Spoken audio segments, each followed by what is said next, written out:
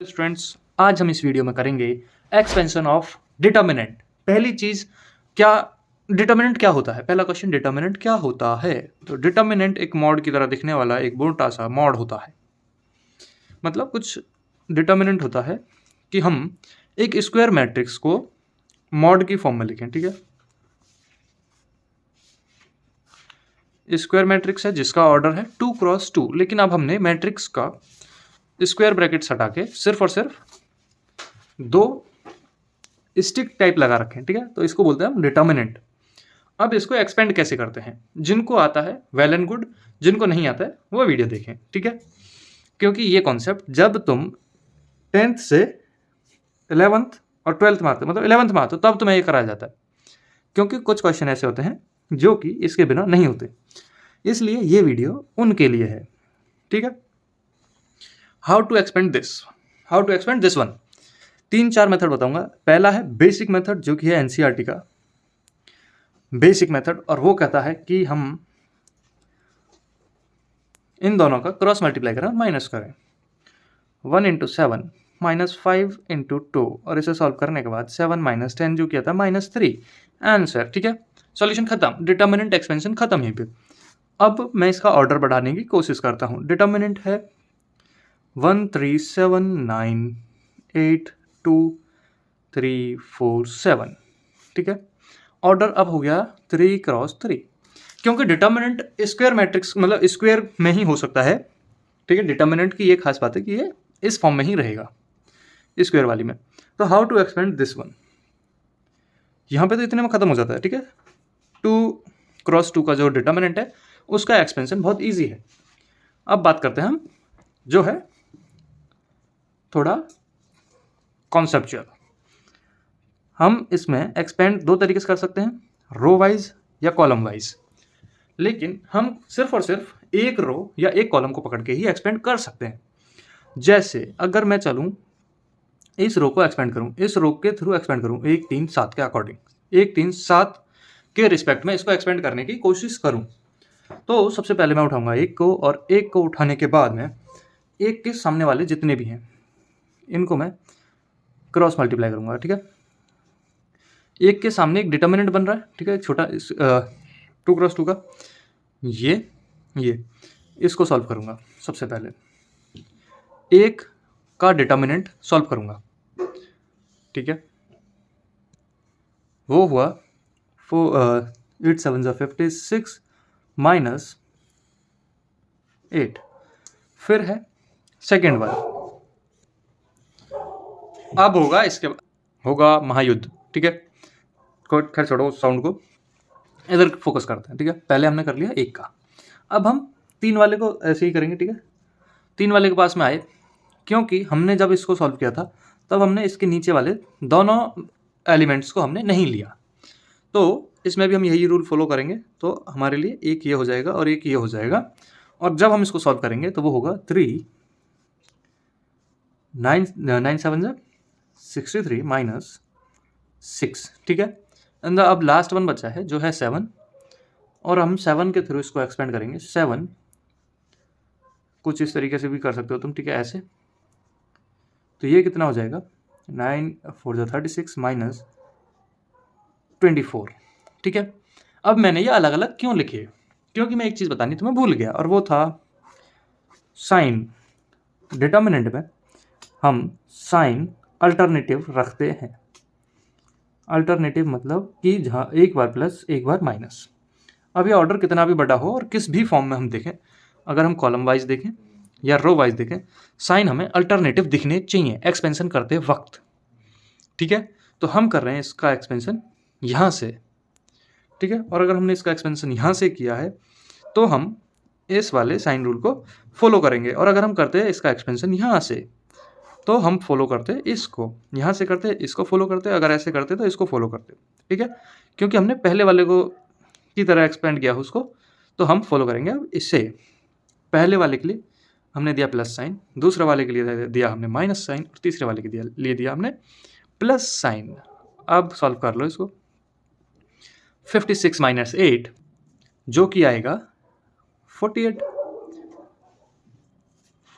फिर हम इसको सॉल्व करेंगे 63 -6 जो कि होगा कितना 3 एंड अगेन इस तरफ 3 तो 57 एंड 57 इंटू 3 तो इसको कर लेते हैं हम इधर 57 इंटू 3 कैलकुलेशन है ये तुम करो ठीक है। इस तरफ अब देखो 36 माइनस 24 जो कि है 12 प्लस 12 इंटू 7 तो इसको अब सॉल्व करने के बाद कितना आएगा 48 माइनस 171 प्लस 132 और इसको सॉल्व करने के बाद क्योंकि ये माइनस की वैल्यू थोड़ी बड़ी रहेगी प्लस करने के बाद भी तो ये कितना हो जाएगा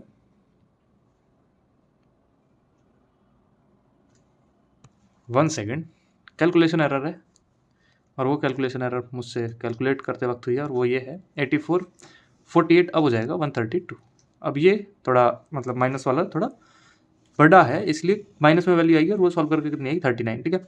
तो ये था इसका एक्सपेंशन विद बेसिक मेथड ठीक है। अब हम इसको एक्सपेंड करेंगे विद अनदर शॉर्टकट रूल जिसका नाम है विंडो मेथड। विंडो मेथड क्या कहता है कि डिटर्मिनेंट जब तुम बनाओ उसमें खिड़की लगाओ 3 7 9 8 2 3 4 7 यहाँ पे हमारी खिड़की है। हम खिड़की खोलेंगे और जितने भी बाकी के बचे हुए हैं इनको इधर रखेंगे 8 4 और अब हम एक्सपेंड करेंगे इस तरफ से और तीर चलाने शुरू करेंगे ठीक है। इसका डिटर्मिनेंट क्या है ये है, इसके लिए डिटर्मिनेंट क्या है ये है, इसके लिए डिटर्मिनेंट क्या है ये है। क्लियर दिख गया तुम्हें? पहले वाले के लिए डिटर्मिनेंट सिर्फ इतना देखो इतना पहले एक के लिए फिर ठीक है। 3 के लिए डिटर्मिनेंट 2 7 9 3 ठीक है। तीसरे के लिए डिटर्मिनेंट सॉल्व करने के लिए हमारे पास है 9 3 8 4। सॉल्व करके देखते हैं। अब हम इसको 1 56 माइनस 8 माइनस 3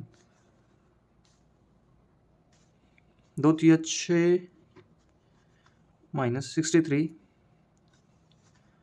एंड देन 7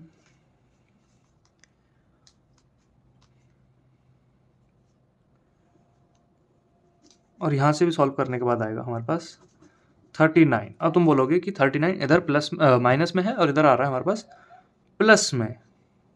कैसे सॉल्व किया मैंने? वैल्यू तो अभी भी सेम आई ठीक है, माइनस में ही आई और सेम आई। कैलकुलेट करके देखो तुम, अब ये काम करो तुम ठीक है, सेम आई। अब एक तीसरा मेथड है इसी क्वेश्चन को करने के लिए। तीसरा मेथड है जो कि है थोड़ा शॉर्टकट इससे भी। इसमें था कि एरर कम हो, दूसरा है शॉर्टकट। इसको बोला जाता है, मैंने अपनी तरफ से नाम दे दिया इसको सारस मेथड। क्योंकि अगर तुमने सारस देखा हो, सारस मतलब जो थोड़े बड़े बड़े होते हैं ऑस्ट्रिच टाइप के होते हैं ठीक है। अगर तुम कभी गांव में रहे हो, क्योंकि मैं गांव से बिलोंग करता हूँ, मैं जानता हूँ उन्हें अच्छे से। क्रेन, उनका नाम होता है crane. You can search on Google baby ठीक है। तो क्वेश्चन फिर से रिपीट करेंगे हम अपना, डोंट गो ऑन वर्ड्स। 1 3 7 9 8 2 3 4 7। अब की बार हम इसे सारस बनाने की कोशिश करते हैं और हमने इसको नीचे की तरफ एक्सपेंड किया। नीचे की तरफ एक्सपेंड किया, पहले 2 को उठा के इधर रखो, 1 3 7 9 8 2 और अब फिर से तीर चलाने शुरू किए जाएंगे। मैं प्रेफर करूंगा इस तरफ से काली पेन से और इस तरफ से नीली पेन से। तीर दोनों तरफ से चलेंगे। इसका तीर इसको लगा, इसका तीर इसको लगा और इसका तीर इसको और इसको लगा। अब इस तरफ से तीर चले, इसका तीर इसको लगा और इसका तीर इसको लगा, इसका तीर इसको, इसका तीर इसको, इसका तीर इसको लगा और इसका तीर लगा इसको। अब सॉल्व कर लेते हैं एक एक करके। पहले काले वाले की वैल्यू इधर रखूंगा मैं है ना, 1 गुणा 8 गुणा 7 प्लस 9 गुणा 4 गुणा 7 प्लस ठीक है, एक को उठाया दूसरे को उठाया, 3 गुणा 2 ठीक है।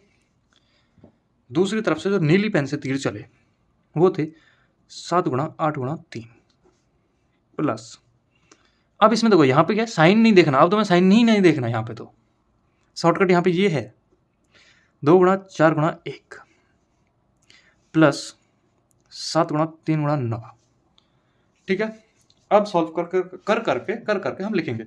अब मैं इनको नाम दे देता हूँ। इसका नाम दे दिया मैंने n और इसका नाम दे दिया मैंने n इक्वस टू ये और m इक्वस टू ये। तो अब जो फाइनल आंसर आएगा डिटर्मिनेंट सॉल्व करने के बाद डिटर्मिनेंट सॉल्व करने के बाद जो आएगा m माइनस n आएगा। ठीक है, सॉल्व करो, करके देखो, -39 आंसर आएगा। तो इससे सॉल्व करके कितना आएगा, कितना आएगा, DIY, do it your self. अब प्योर मल्टीप्लीकेशन है,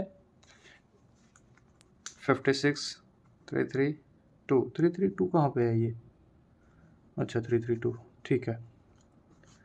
12, छोटी छोटी मल्टीप्लीकेशन कर रहा हूँ मैं तो। 21 इंटू 9 8, 21 इंटू 8, बाकी करके देखो, इतना आंसर आएगा 100%। ठीक है, कैलकुलेशन चेक कर लेना, इतना ही आएगा। तो अभी हमने एक्सपेंशन के 3 मेथड्स सीखे बेसिक, जिसमें हमें साइन का ध्यान रखना होता है। ठीक है, फिर था विंडो मेथड।